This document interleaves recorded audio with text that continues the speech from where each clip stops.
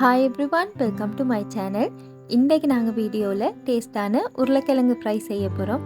எப்படின்னு சொல்லி பார்க்குறதுக்கு வாங்க வீடியோக்குள்ளே போவோம்.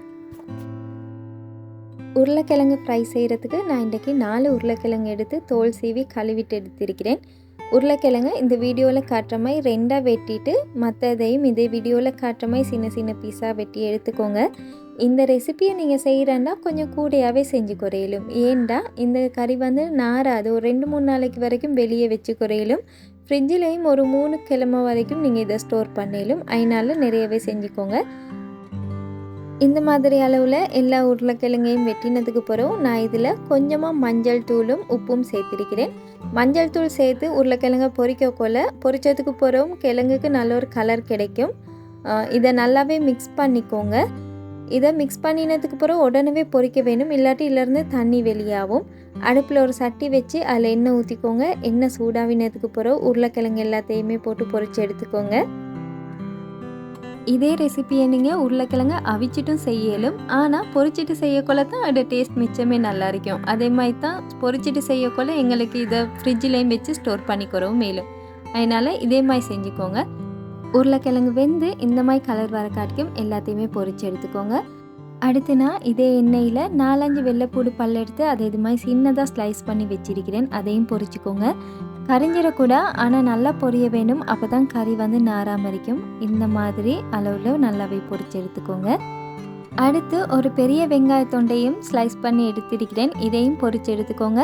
கரிஞ்சிடக்கூட, ஆனால் நல்ல ஒரு கோல்டன் ப்ரௌன் கலர் வர வேணும். அதனால் அடுப்பை மீடியம் ஃப்ளேமில் வச்சுட்டு நல்லாவே பொரிச்சு எடுத்துக்கோங்க. வெங்காயம் பொரிச்சு கொண்டு இருக்கக்குள்ள கரண்ட் பேத்திருச்சு, அதனால தான் வீடியோ இந்த மாதிரி இந்த மாதிரி அளவில் நல்லாவே பொரிச்சு எடுத்துருங்க. அடுத்து அடுப்பில் ஒரு சட்டியை வச்சுட்டு அதில் நாங்கள் இப்போ உருளைக்கிழங்கு வெங்காயம் எல்லாம் பொரிச்ச எண்ணெய் இருக்கேன்னா அதே சேர்த்துக்கோங்க. அது நல்ல ஃப்ளேவராகவும் டேஸ்ட்டாகவும் இருக்கும்.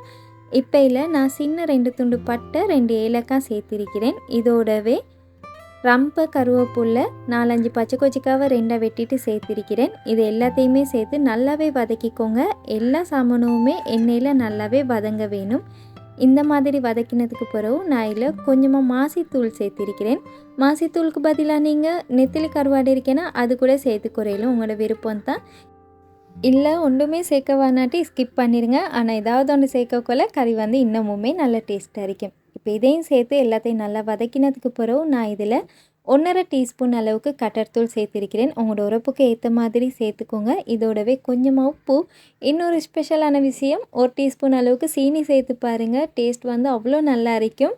விருப்பம் இல்லாட்டி வானா, ஆனால் சேர்க்கக்குள்ள அது அந்த கேரமலாகவே அவ்வளோ நல்லா டேஸ்ட்டாக இருக்கும். இப்போ எல்லாத்தையும் சேர்த்து வதக்கினதுக்கு பிறகு பொரித்து வச்சிருக்கிற உருளைக்கிழங்கை சேர்த்துக்கோங்க. இதோடவே வெங்காயம் வெள்ளைப்பூடெல்லாம் இருக்கேன்னா பொரித்தது எல்லாத்தையுமே சேர்த்து நல்லாவே மிக்ஸ் பண்ணிக்கோங்க. எல்லாத்தையும் சேர்த்து நல்லாவே மிக்ஸ் பண்ணி எடுத்தீங்கன்னா டேஸ்டான உருளைக்கிழங்கு ஃப்ரை ரெடி. இது செய்கிறதும் மிச்சம் ஈஸி, டேஸ்ட்டும் நல்லா இருக்கும். எல்லாத்தையும் விட இதை எங்களுக்கு ஸ்டோர் பண்ணிக்கிறோம் இயலும். நீங்களும் செஞ்சு பாருங்கள். இந்த ரெசிபி எங்கேயாவது ட்ரிப் போகக்குள்ள சாப்பாடு பார்சல் கட்டுவோம் தானே, அந்த சோறுக்கு இந்த உருளைக்கிழங்கு ஃப்ரை அவ்வளோ நல்லா இருக்கும். எங்களுக்கு மிச்ச நேரத்துக்கு வச்சுக்கிறோம் மேலுமாவும் நல்ல டேஸ்ட்டாகவும் இருக்கும். நீங்களும் செஞ்சு பாருங்கள். என் வீடியோஸ் உங்களுக்கு பிடிச்சிருந்தா மியாஸ் கிச்சனை சப்ஸ்கிரைப் பண்ணி சப்போர்ட் பண்ணுங்கள். இன்னொரு ரெசிபி உங்களோட உங்களை சந்திக்கிறேன். அது வரைக்கும் bye, take care and thanks for வாட்சிங்.